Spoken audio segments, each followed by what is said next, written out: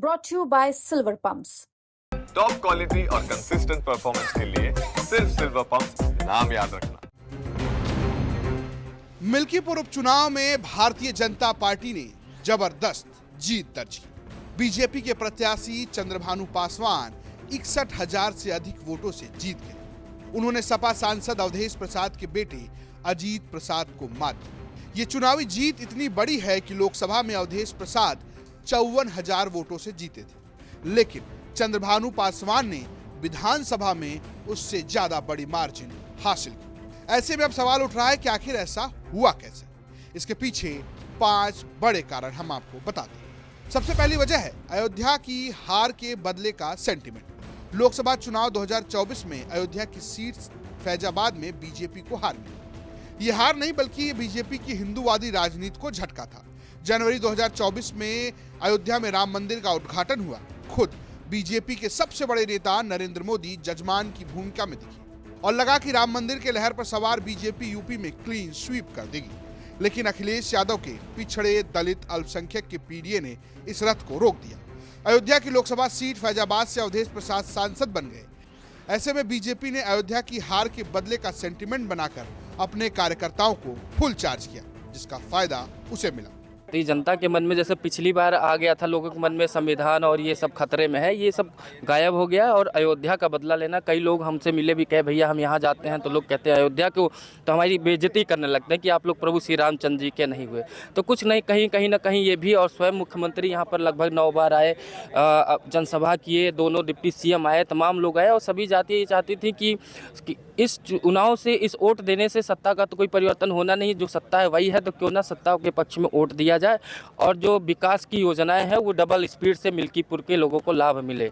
दूसरी बड़ी वजह पार्टी के अंदर खेमेबाजी को खत्म करना। मिल्कीपुर उपचुनाव में बड़ी खेमेबाजी देखने को मिल रही थी। बीजेपी में खब्बू तिवारी से लेकर पूर्व विधायक बाबा गोरखनाथ नाराज बताए जा रहे थे। ऐसे में मुख्यमंत्री योगी आदित्यनाथ ने खुद बुलाकर इन नेताओं को समझाया और हालात ये बने कि ना ब्राह्मण वोट कटा, ना कोरी वोट कटा। मौर्या, चौरसिया सहित जो तमाम छोटी छोटी जातियां थी वो लोग लोकसभा की तरफ में सपा में चली गई थी। इस बार टोटल वो और कोरी जात के वोट जो है भाजपा में आए हैं और ब्राह्मण कटा नहीं है। जो ब्राह्मण को बता रहे थे ब्राह्मण कट गया, ऐसा कुछ नहीं है। एक भी वोट का ब्राह्मण का वोट समाजवादी पार्टी को नहीं गया है। इस वोट परिणाम से पता चल रहा है। वहीं सपा की खेमेबाजी उस पर भारी पड़ गई। तमाम कोशिशों के बाद भी मित्रसेन यादव का परिवार अवधेश प्रसाद के साथ उस तरीके से सक्रिय नहीं हुआ जैसी उम्मीद समाजवादी पार्टी कर रही थी। हालात ये बने कि यादव वोटों में सेंधमारी हो गई और